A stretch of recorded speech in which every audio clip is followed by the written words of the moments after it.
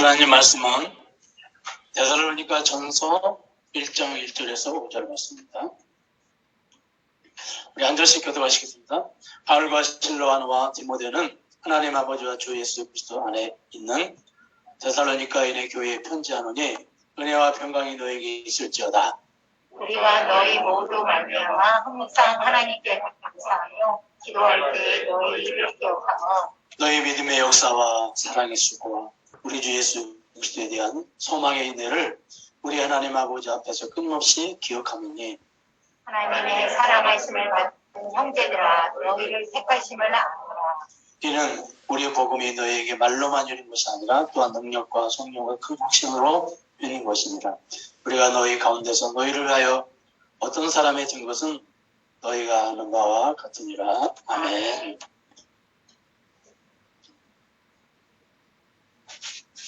사람들은 기도할 때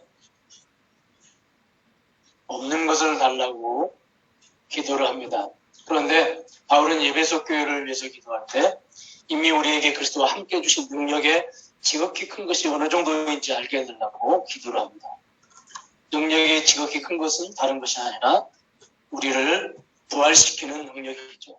하지만 그 능력을 기반으로 우리에게 주신 능력이 한두 가지가 아닙니다. 그런 의미에서 우리가 가지지 못했다고 생각해서 기도하는 것들 중에 이미 우리가 받아놓고 깨닫지 못해서 가지지 못했다고 생각하는 것들이 얼마나 많을까요? 그렇다면 우리가 이미 받은 능력에 지극히 큰 것들이 무엇이 있을까요? 많은 것들이 있겠지만 그 무엇보다도 기도가 아닐까 생각을 합니다. 바울은 지극히 크신 능력 중에 기도가 무엇인지, 왜 그 기도가 지극히 크신 능력인지 오늘 본문을 통해서 깊고 넓게 깨닫게 해주고 있습니다.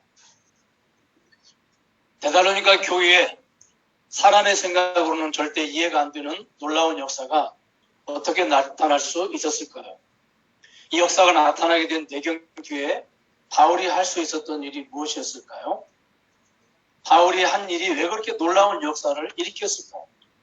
이 질문에 대한 대답을 이해하기 위해서는 우리가 데살로니가 교회의 형편을 한번 들여다보아야 됩니다. 바울은 2차 전도 여행 시에 성령께서는 바울을 아시아로 가지 못하게 하시고 유럽 지역으로 인도를 하십니다.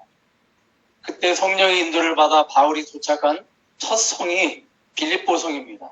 그런데 빌립보 성에 도착한 바울은 큰 고난과 큰 박해를 받습니다. 분명 주님의 인도하심이 있었는데 바울을 기다리고 있는 것은 큰 고난과 박해입니다. 우리는 주의 인도하심이 있어도 주의 말씀대로 우리가 살아도 우리에게 어려움이 있고 우리에게 고난이 있다고 하는 것을 깨닫게 됩니다. 그런데 바울은 빌립보 교회에서 고난과 박해만 당한 것이 아니라 특별히 주님의 그 간섭과 이적과 기적을 체험하게 됩니다. 대적자들에게 고난과 박해를 당해 빌립보 감옥에 갇혔는데 하나님께서 기적 가운데 역사를 하십니다. 사도행전 16장에 보면 바울이 갇힌 감옥에 지진이 일어나고 옥토가 흔들리고 옥문이 기적으로 열립니다. 그 결과 감옥에서 탈출하는 체험을 하게 되죠. 이처럼 빌립보 교회에서 박해와 주의 기적을 경험하고 그 다음에 방문한 지역이 오늘 우리가 읽은 이 데살로니가 지역입니다. 그런데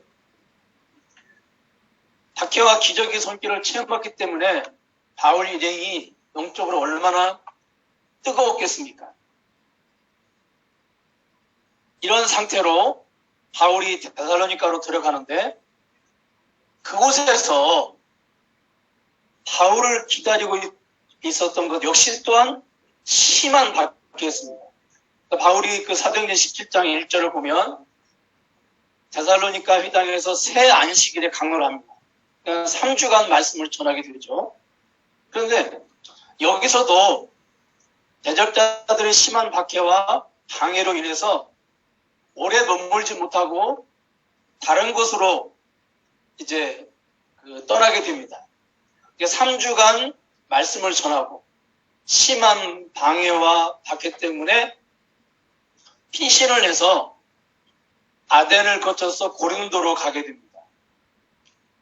그리고 고린도에서 이제 우리가 오늘 읽은 데살로니가에 보내는 편지를 기록을 하고 이 편지를 디모데를 이제 통해서 보내게 되는데, 그러니까 바울은 이 데살로니가 지역에 아주 짧은 기간 동안, 아주 짧은, 그러니까 짧게는 3주, 길게는 3개월 정도 머물다가 이제 다른 지역으로 가게 되는 것이죠. 그런데 이렇게 너무도 짧은 이 시간 동안 데살로니가 교회에 어떤 변화가 일어났냐? 바울이 상상도 못한 놀라운 부흥의 역사가 크게 일어나게 됩니다. 여러분, 우리가 그냥 상식적으로 초신자가 교회에 들어와서 한 2달, 3달 신앙생활을 한다고 해서 그렇게 쉽게 변합니까? 변하지 않죠. 1년이 지나도 쉽게 변하지 않고 5년, 10년이 지나도 쉽게 변하지 않는다고 하는 것을 우리가 너무도 잘 압니다. 그런데 데살로니가 교인은 완전 처음 믿는 초신자들이에요. 그것도 그들의 신앙이 자라기에 최악의 조건을 가지고 있습니다. 그들은 많은 고난과 그리고 모든 고난 가운데에서 복음을 받았다고 기록이 되어 있거든요. 그러니까 신앙에 성장하려면 어느 정도 이렇게 좀 편안하고 안락한 그런 환경이 있어야 되는데, 너무도 신앙에 성장하기에 너무도 최악의 조건을 가지고 있었습니다. 그러니까 아주 짧은 기간 동안에 최악의 조건 가운데 있었지만 그들에게 나타난 부흥의 결과는 놀라운 것이었다고 하는 사실입니다. 바울은 데살로니가 교회에서 너무도 짧게 머무르다가 자기가 나왔기 때문에 늘 데살로니가 교회를 생각하면서 그 마음에 염려와 걱정이 있었습니다. 그래서 우리가 데살로니가 전서 3장 우리가 4절, 5절을 한번 읽어보겠습니다. 같이 한번 읽겠습니다. 시작. 우리가 너희와 함께 있을 때 장차 받을 환난을 너희에게 주지 말아야 하는데 가령 그렇게 된 것을 너희가 아니라. 이러므로 나도 참다 못하여 너희 믿음을 알게 하여 그를 보내오니 이는 혹 시험에 하는 자가 너희를 시험하여 우리 수고를 헛되게 할까 하니. 네, 여기 보니까 너무 데살로니가 교회에서 바울이 짧게 머물러 있다가 나왔기 때문에 혹시라도 박해하는 자들 때문에 아니면 시험하는 자들 때문에 그들의 믿음이 다 무너져서 교회가 어떻게 잘못되는 것이 아닌가 늘 염려를 하고 걱정을 하고, 그래서 그걸 알아보기 위해서 디모데를 이제 보낸다는 내용이 여기 이제 기록이 되어 있습니다. 그런데 바울의 염려와 걱정과는 전혀 다른 모습으로 데살로니가 교회가 변화되어 있는 것입니다. 그래서 1장 3절을 보면 우리가 읽은 데살로니가 교회의 모습을 이제 우리가 볼 수가 있는데, 믿음의 역사, 믿음이 말로만 아니라 행동으로 나타났다는 것입니다.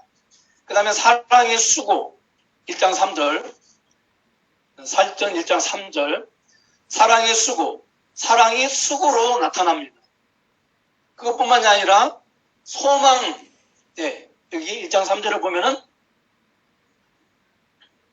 소망의 인내를 그랬죠. 우리 한번 따라서 읽습니다. 소망의 인내를. 예.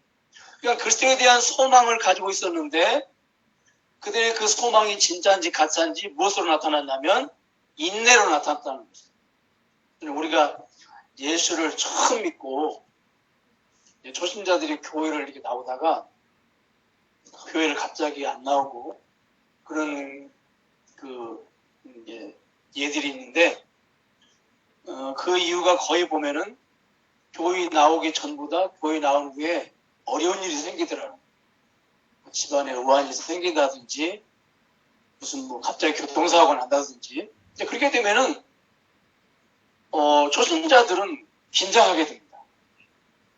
아, 내가 예수 믿으면 그래도 좀 우리 집안이 좀 편안해지고 어떤 일들이 잘 될 줄 알고 예수를 믿었는데 오히려 예수 믿기 전보다 왜 이런 일들이 우리에게 생기지? 그러면서 교회를 안 나오거나 주저앉아 버리죠. 낙심하게 돼요. 근데 지금 이 데살로니가 교회는 그런 것들, 그런 어려운 일들을 다 인내로 참고 견뎌냈다는 겁니다. 흔들리지 않았다는 겁니다. 여러분 한번 생각을 해보세요.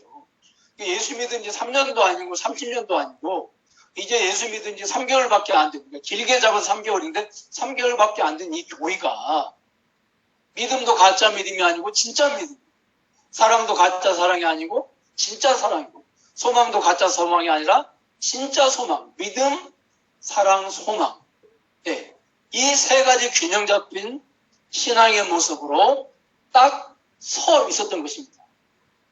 그래서 바울은 너무도 놀라고 또한 너무도 감동을 받고 너무 기뻐하는 도대체 어떻게 해서 이런 놀라운 역사가 데살로니가 교회에서 일어나게 되었을까?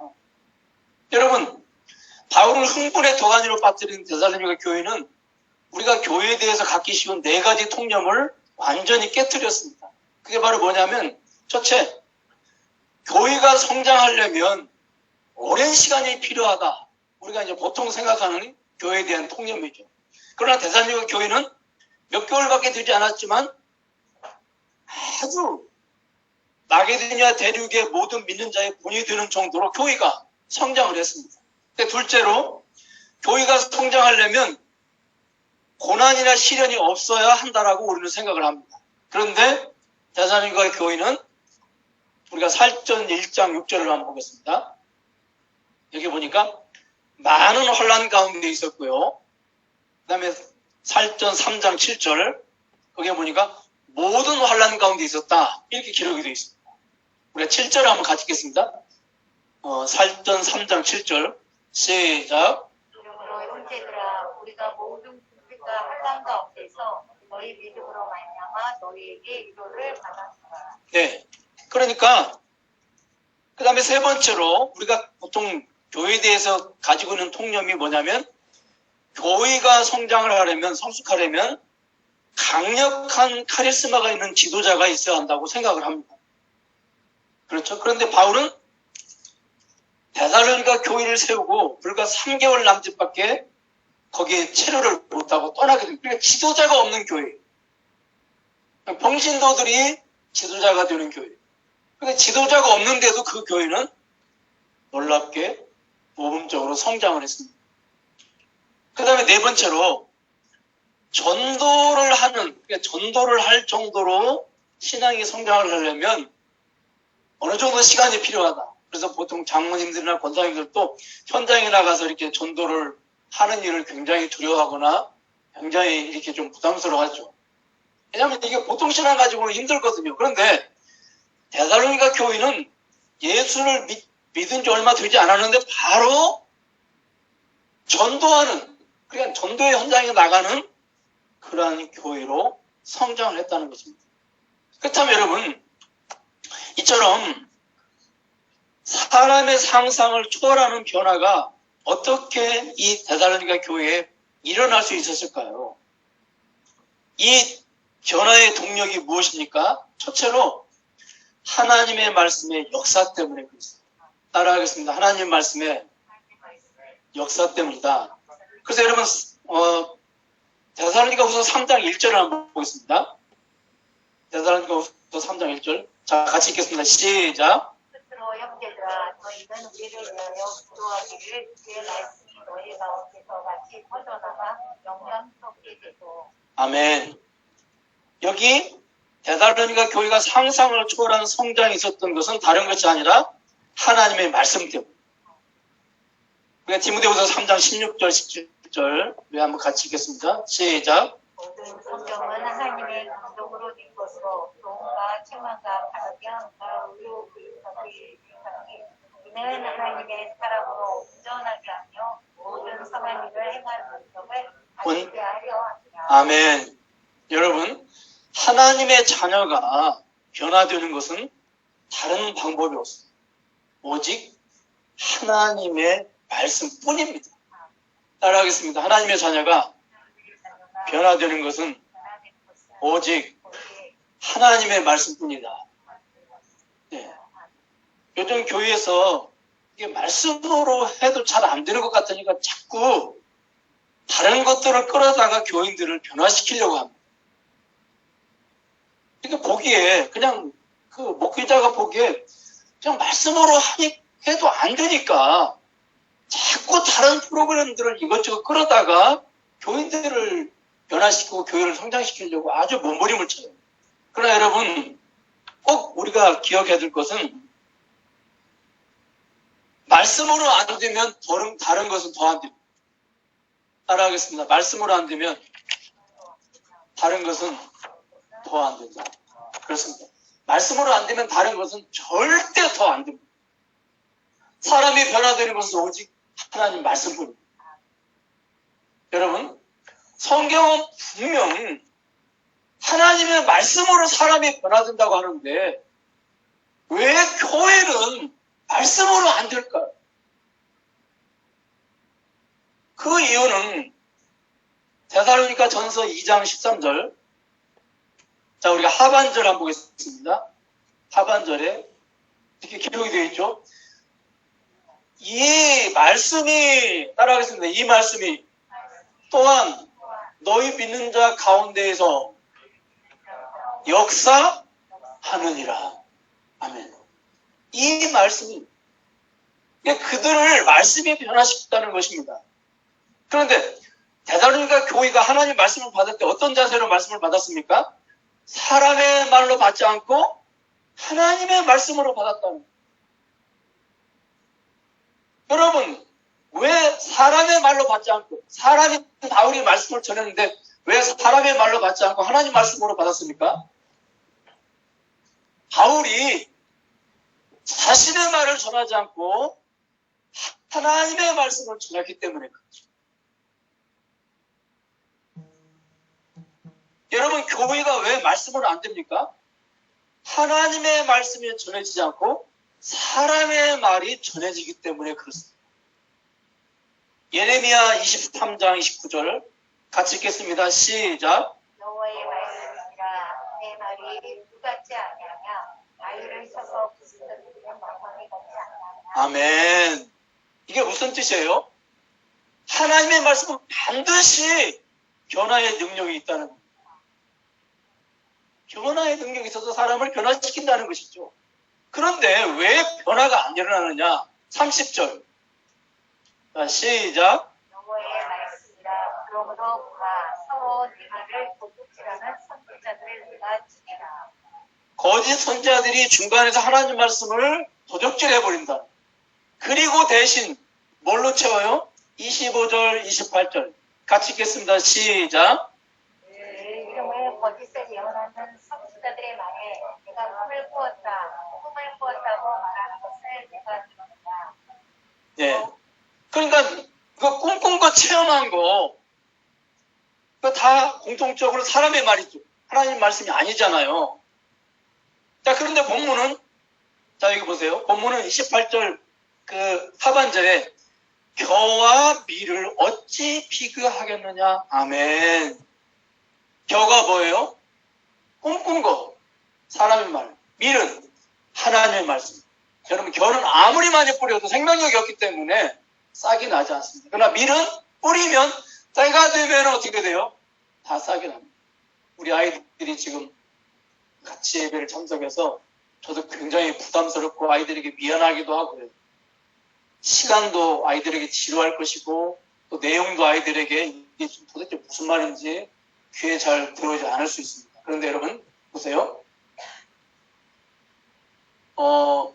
아이들이 말씀으로 하니까 잘 안 듣고 좀 예배 태도가 좀 이렇게 좀 흐트러지고 그러니까 자꾸 아이들을 말씀이 아닌 다른 것으로 주일학교를 자꾸 이렇게 움직이려고 하고 주일학교를 부흥시키려고 하는 그런 유혹을 교회들이 굉장히 많이 받습니다. 그래서 무슨 뭐 영어를 갖다가 그 시간에 쓰기도 하고 무슨 다양한 방법을 쓰기도 하는데 여러분 보세요. 결국 한국교회가 청년들이 교회를 떠나는 이유는 한 가지밖에 없습니다. 그들이 주일학교 때 말씀을 안 들었기 때문에. 우리 아이들이 지금 이렇게 앉아있어서 모든 말씀을 다 들을 수는 없겠죠. 그러나 말씀을 나누는 이 시간에 몇 가지라도 아이들이 말씀을 듣는다면 그 말씀이 아이들을 붙잡아요. 마땅히 행할 길을 아이에게 가르치다 그리하면 늙어도 그것을 떠나지 아니하리라. 아멘. 아이들을 변화시키는 것은 하나님의 말씀입니다. 네. 그 아이들이 이 시간에 앉아서 이렇게 말씀 듣는 게 너무 소중한 거예요, 여러분. 제가 뭐 설교 시간에 아이들을 어떻게 해가지고 아이들을 변화시키는 게 아니라니까요. 하나님의 말씀이 밀과 같은 말씀이 아이들의 마음밭에 떨어졌을 때 그것이 때가 되면 반드시 열매로 나타. 제가 무슨 뭐 아이들을 재밌게 하려고 무슨 뭐 별 이야기를 다 하고 아이들의 집중도를 끌어내려고 뭐 그렇게 한다고 할지라도 그것은 교회에 불과한 거예요. 교회. 여러분들을 변화시키는 것도 마찬가지예요. 여러분들. 자, 여러분. 그러니까 우리가 자 보세요. 그러면 그것만 하나님의 말씀만으로 그들이 변화되는가? 아니죠. 데살로니가 전서 1장 5절. 자, 같이 읽겠습니다. 시작. 우리 복음이 너희에게 말로만 된 것이 아니라 또한 능력과 성령과 큰 합치로 된 것이라. 우리가 너희 가운데서 너희를 위하여 어떤 사람이 된 것은 너희가 얻어왔다. 아멘. 여기 보니까요. 말씀을 전했을 때 능력과 성령의 역사로 이렇게 기록이 되어 있죠. 네. 그러니까 바로 성령의 역사, 그러니까 말씀을 성령께서 쓰셔서 역사가 일어났을 때 그들이 변화가 되었다는 거죠. 여기 보니까 성령의 기쁨으로 우리가 말씀을 들을 때 마음에 근심이 있고 걱정이 있고 두려움이 있고 그러면 말씀이 어떻게 마음에 와서 뿌리를 내릴 수 있겠어요. 근데 성령께서는 지금 엄청난 환난과 박해와 핍박이 있어요. 그래서 말씀을 들을 수가 없어요. 그런데 성령께서 역사하셔가지고 말씀을 기쁨으로 받을 수 있도록 그렇게 하셨다는 거예요. 그때의 변화 역사가 일어났다는 거예요. 근데 여러분, 우리가 여기서 꼭 기억해야 될 것은 뭐냐면, 자, 성령님께서 말씀을 도구로 쓰시는데, 사람을 변화시키기 위해서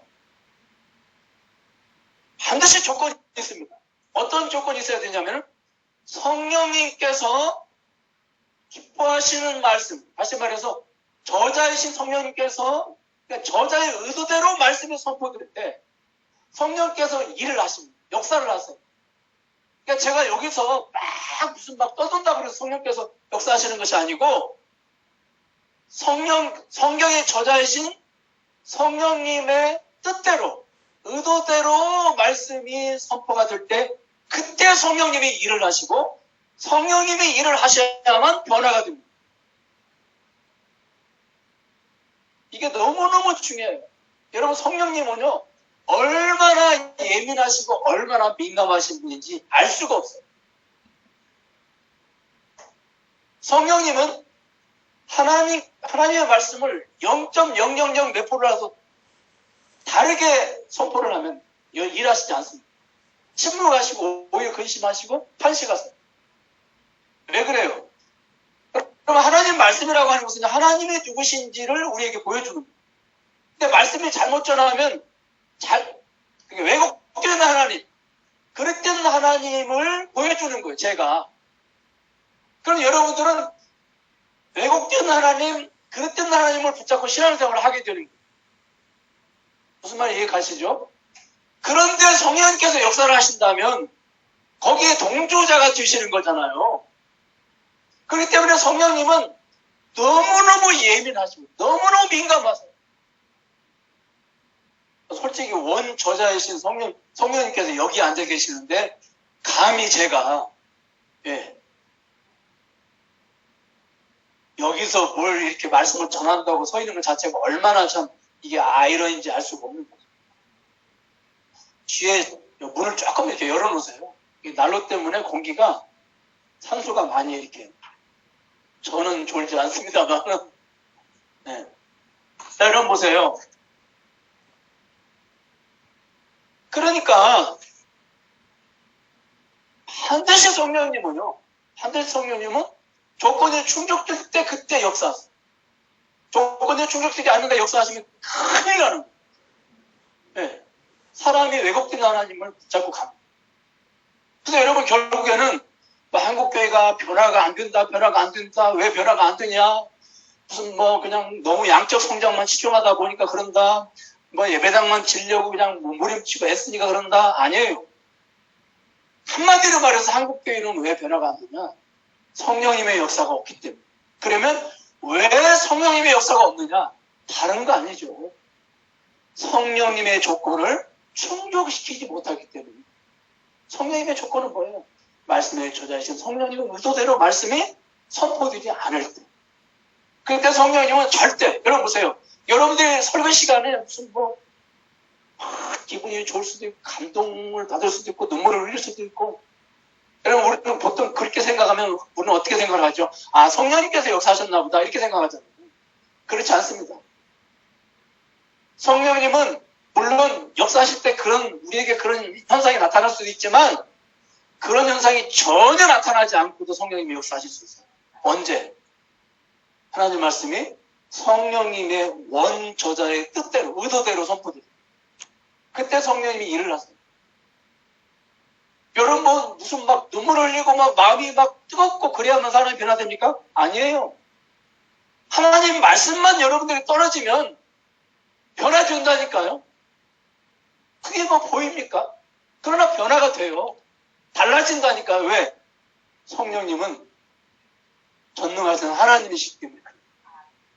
그러니까 결국에는 우리는 자꾸 하나님 말씀을 제쳐놓고 다른 것으로 교회를 변화시키려고 하는데 이것은 우리가 속는 겁니다. 그러면 자 보세요. 데살로니가 교회가 정말로 짧은 시간에 그리고 진짜 변화되기 힘든 그런 환경 가운데서 놀랍게 변화가 됐습니다. 이거 양적 성장을 얘기하는 게 아니에요. 놀랍게 믿음의 역사와 사랑의 수고와 소망의 인내. 믿음은 소망, 사랑. 균형 잡힌 신앙으로 아름답게 바울이 보고도 너무 깜짝 놀랄 정도로 이 교회가 마게도냐 지역의 모험적인 교회를 성장해. 그렇다면 그 원인이 어디 있느냐? 첫째로 하나님 말씀이 바르게 선포됩니다. 두 번째로 성령의 놀라운 역사가 있습니다. 이건 서로 같은 거예요. 말씀이 바르게 선포될 때 성령의 역사가 이루는 것이고 거기에는 똑같은 것입니다. 그런데 그러면 그것이 다냐? 그렇지 않다는 겁니다. 또 한 가지 무엇이 있습니까? 그것은 바로 데살로니가 전서 3장 10절을 한번 보겠습니다. 3장 10절. 자, 같이 읽겠습니다. 시작.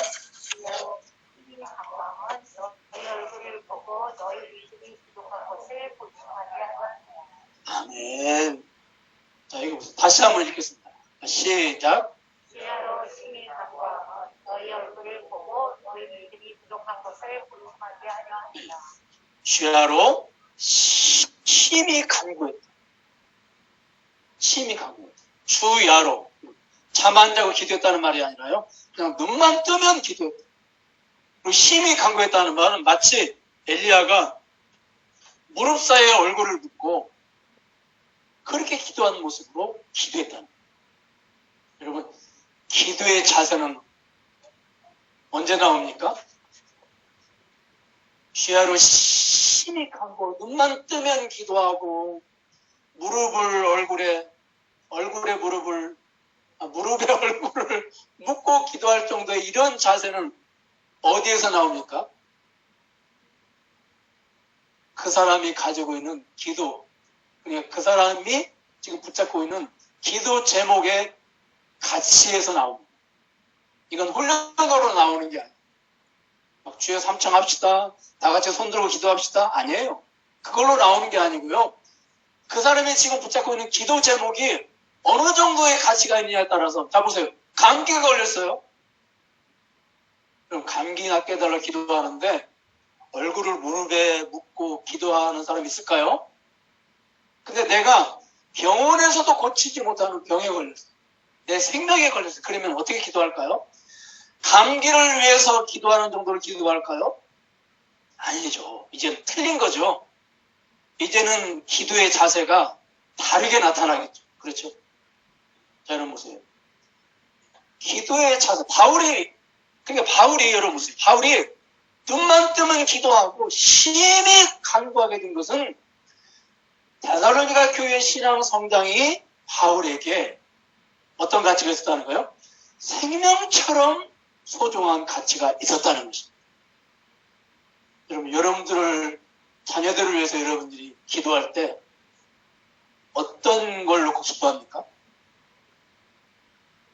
여러분, 자녀들을 위해서 여러분 기도하시잖아요. 그렇죠? 그런데 그 자녀들의 인생에서 어떤 것이 가장 중요하다라고 생각하고 기도를 하십니까?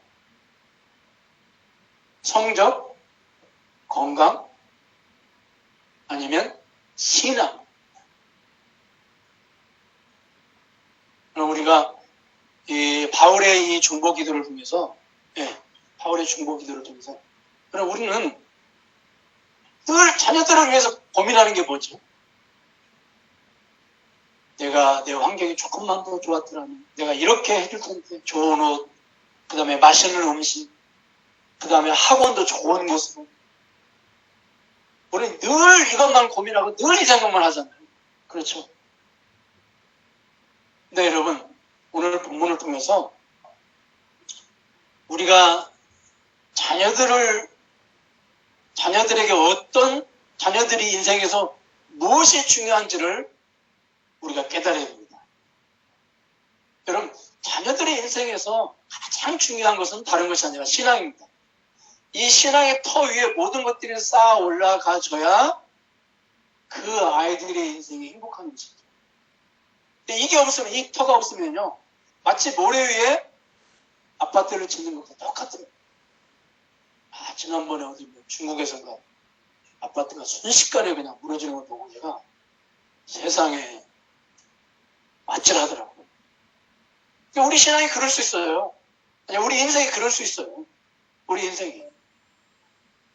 여러분, 요즘 계속해서 여러 가지 그런 일들을 제가 이렇게 일어나는 걸 보면서, 정말로 우리 아이들 정말로 잘 가르쳐야 되겠다.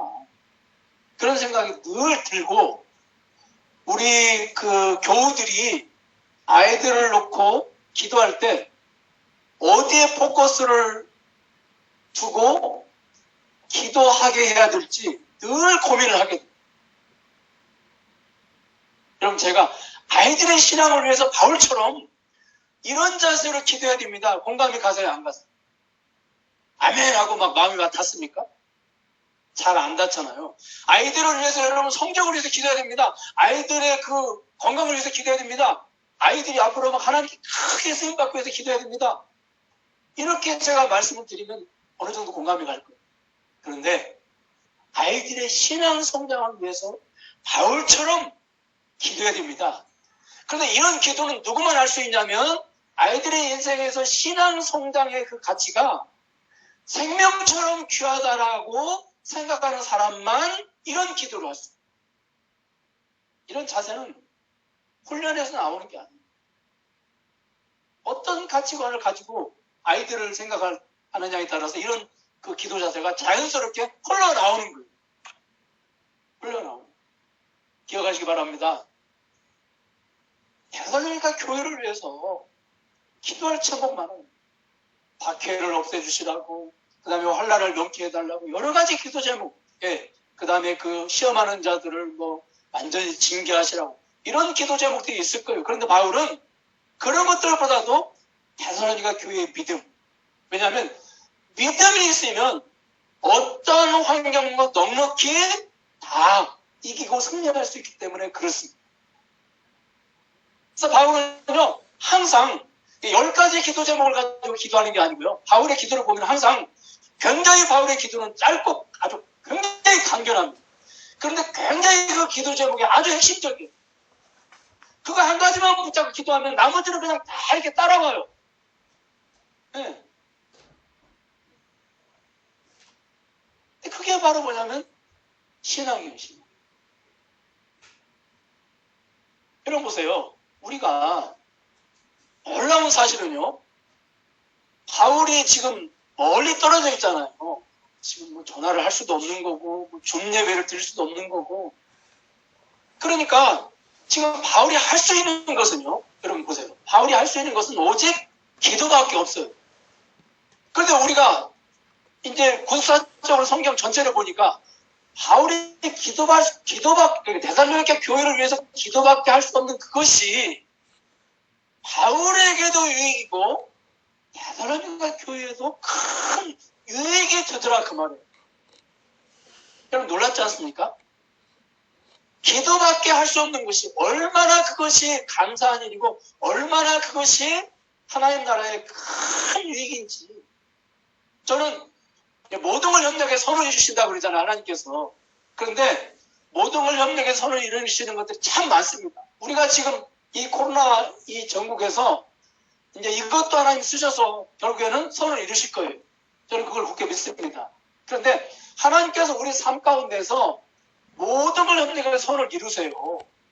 어떤 경우는 우리 아이들이 대학에 진학해 해서 그것을 통해서 선을 이루시기도 하고 어떤 경우는 대학을 이제 이렇게 대학에 지나가지 않고도 또 그걸 통해서 또 선을 이루시기도 하고 그래요. 그런데 우리 인생에서 하나님께서 모든 걸 협력해서 선을 이루시는 것 중에 가장 귀하고 가장 소중한 것이 뭔지 아십니까? 다른 게 아니에요.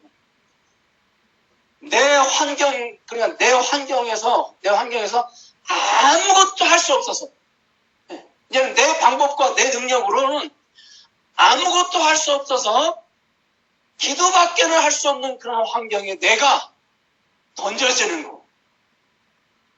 이것이 모든 걸 합력해서 선을 이루시는 것 중에 그것이 최고로 귀하고 최고로 그것이 능력 있는 것입니다. 그러면 내가 그냥 아무것도 할 수 없는 환경, 그냥 사업도 망하고 몸병 걸리고 전셋집에 쫓겨나고 내가 그런 환경 가운데 가야만 되느냐? 그렇지 않아요, 여러분. 우리가 그렇지 않고도 실질적으로 우리 인생에서 내가 지금 내 인생의 마지막이라고 생각하고 그런 어떤 그 기도에 대한 그런 역사관을 가지고 우리가 살아가는 사람이 지혜로운 사람. 어떤 사람은 마지막 가서 기도를 시작해요. 그것도 귀한 거예요. 왜냐하면 마지막 가서 기도를 시작하지 않는 사람이 많으니까. 근데 어떤 사람은 마지막이 아닌데 그것이 마치 내 인생이 마지막인 것처럼 생각하고 기도를 시작해요. 여러분 보세요. 얼마나 이게 귀한 거예요. 아무것도 할 수 없는 것. 그래서 기도밖에는 할 수 없는데 그걸 통해서 하나님은 놀라운 역사를 일으키세요.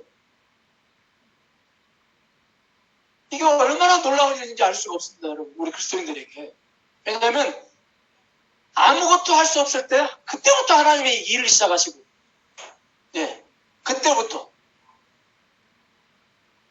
하나님이 역사하세요. 여러분 그렇기 때문에 보세요. 바울은 기도를 자신의 사역에서 이렇게 좀 중요한 것이라고 생각하지 않고 기도가 유일한 것이라고 생각을 한 거예요. 다른 태원이 없다라고 생각합니다. 자, 따라하겠습니다. 기도는 중요한 것이 아니고 유일한 것이다. 예. 그럼 우리가 기도의 자세는 어디서 나와요? 기도 제목의 가치에서 나와요. 자, 보세요. 내가 항상 쉬지 않고 기도하는 것은 어디서 나와요? 기도에 대한 가치관. 자, 보세요. 기도 제목에 대한 가치관은 기도의 자세를 만들어내고 항상 쉬지 않고 기도하게 하는 것. 기도를 우리 삶의 우선순위로 놓고 기도하는 삶을 살게 하는 것은 기도에 대한 가치에서 나와요. 기도 자체에 대한 가치에서 나와요. 기도가 뭐냐 도대체. 기도는 우리의 인생에서 중요한 것이 아니에요. 만약에 기도가 중요한 것이면 기도보다 더 중요한 것이 있을 때는 기도는 후손으로 밀려나는 거잖아요. 그렇잖아요? 근데 기도가 우리 인생에서 유일한 것이다. 다른 대안이 없다. 이거밖에 없다라고 생각하면 어떻게 해요? 그러니까 이것이 바로 뭐예요? 기도에 대한 가치관. 이런 가치관을 가지고 있는 사람은 인생에서 기도를 최우선순위로 봐요. 네. 여러분, 저는 이 말씀을 묵상하면서 이게 우리가 늘 아이들을 생각하면서 내가 뭐 돈이 있었으면 좀 더 뒷바라지를 잘하고 뭐 좋은 환경 가운데에서 더 좀 아이들을 잘 키워줄 수 있을 텐데 우리가 그런 걸 늘 생각하고 염려하고 걱정하잖아요. 근데 여러분, 하나님은 놀랍게도 우리의 이 중보 기도의 능력을 쓰셔서 중보 기도를 하는 사람도 변화시키지만 중보 기도의 대상이 되는 사람도 하나님은 우리의 상상을 뛰어넘어서 변화시키시고 일하신다고 하는 사실입니다. 이 놀라운 무기가 우리에게 있는 한 우리는 어떤 환경 가운데 있어도 우리는 굉장히 든든한 거예요. 그게 안심이 되는 거예요. 만약에 우리 가정에서 이런 사람이 이렇게 중보 기도를 늘 하고 있는 사람이 한 사람이라도 있다면 어떻게 해요? 굉장히 든든해요. 저희 집안 얘기를 해서 참 죄송하지만 저희 아버님이 원래 예수를 믿으셨어요. 저희 마을에 그래서 교회를 이렇게 세우는데 같이 가담을 해서 교회를 세우셨는데 이제는 어머니를 전도를 해놓으시고 실질적으로 아버지는 교회를 안 나가시고 타락한 신도가 되신 거죠. 사업하고 뭐 하신다고 막 담배다가 막 술에다가 뭐 그 밖에도 많은 것들이 있는데 돌아가신 분이니까. 근데 우리 아버지가 어머니를 향해서 늘 잔소리 하셨는데 이게 뭔지 아세요? 왜 교회 안 가냐? 아니, 당신은 교회도 안 가시면서 왜 교회 안 가냐? 왜 기도 안 하냐? 이 두 가지. 저 어렸을 때도 기억나요. 당신 교회 안 가? 조금 이렇게 교회 안 가려고 게으름 키우잖아요. 근데 왜 당신 교회 왜 안 가냐? 당신 교회 왜 기도 안 하냐? 이렇게. 당신은 교회를 안 나가시면서 어머니의 중보 기도의 능력을 당신은 체험하시는 거예요. 제가 어머니가 돌아가시기 전 그리고 어머니가 돌아가신 후에 저는 지금 다 살고 있잖아요. 어머니가 돌아가시기 전에는 뭘 하셨을까요?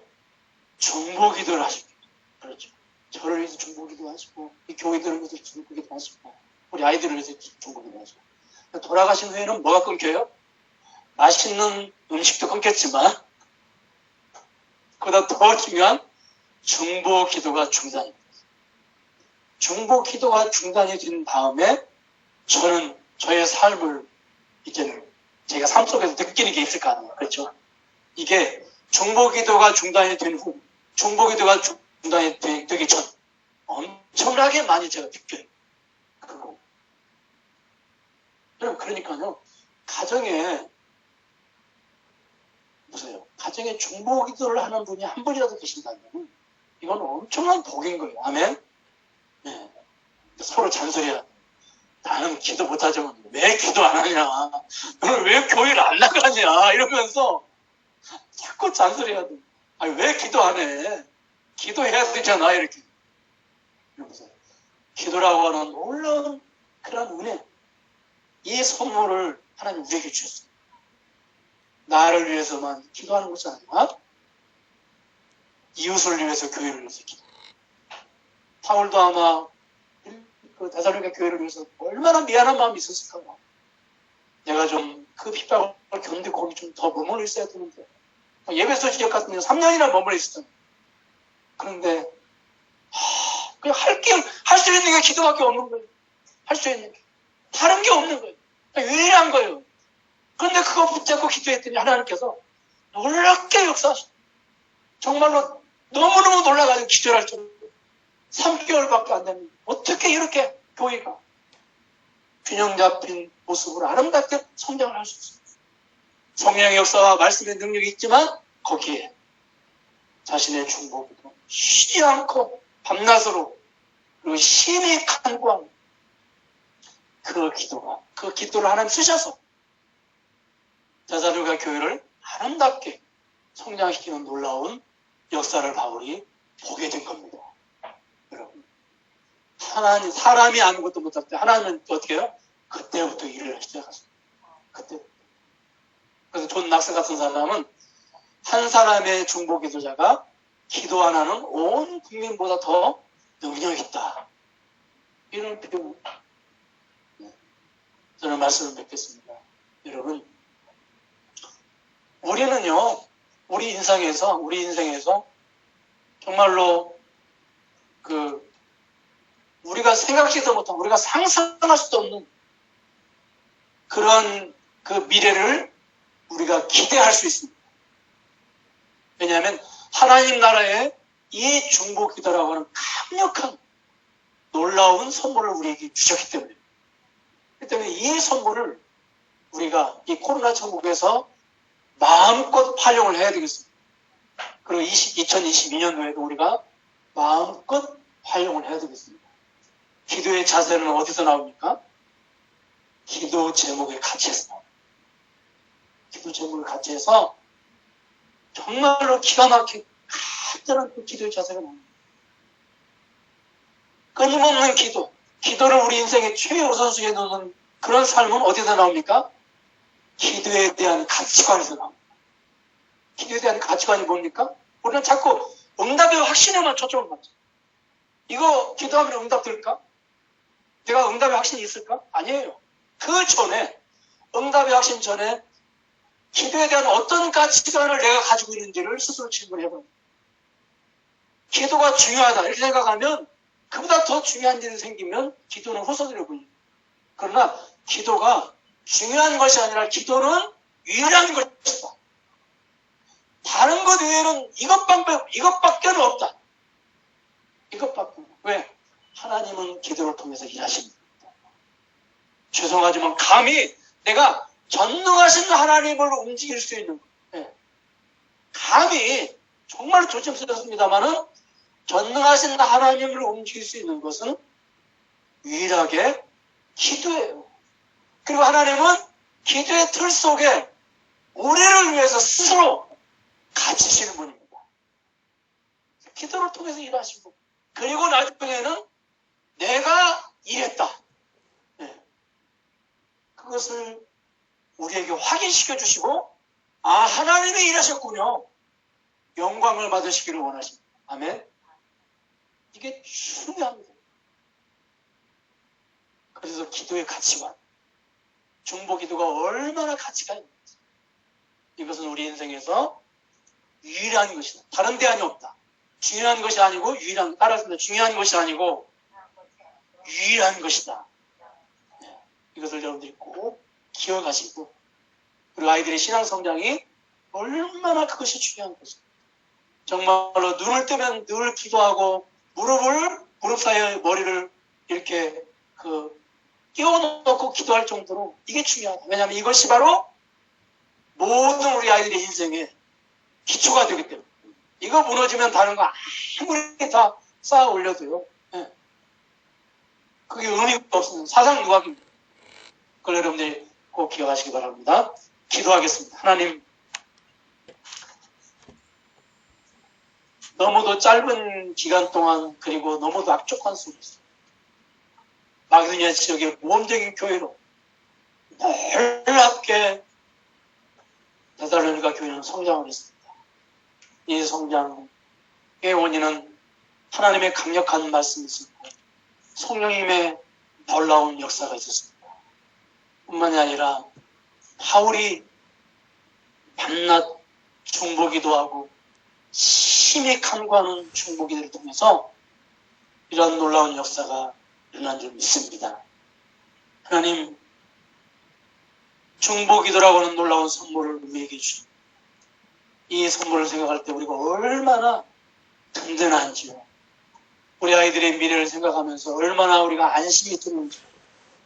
하나님, 우리 아이들의 신앙이 얼마나 우리 아이들에게 중요한지. 그 기도 제목의 가치관을 우리가 가지고 기도할 때 심히 간구할 수밖에 없다고 하는 겁니다. 기억하고 기도하게 해주시고, 기도는 우리 인생에서 중요한 것이 아닙니다. 유일무이한 것임을 기억하고 늘 우리 인생에서 기도에 힘쓰는, 쉬지 말고 기도하는 그러한 저희들이 되게 하여 주시옵소서. 오늘 또 귀한 것을 아버지께 예물을 드렸습니다. 하나님 예물을 받아주시고 우리에게 풍성한 열매로 이 예물이 나타나고 또 이 풍성한 열매를 하나님 나라를 위해서 나누는 그런 손길들이 되어서 다 하나님 나라의 거룩한 물질관을 가지고 거룩한 청지기로 쓰임받 우리들이 되게 하시고 우리 아이들이 될 수 있도록 하나님 은총을 내려 주시옵소서.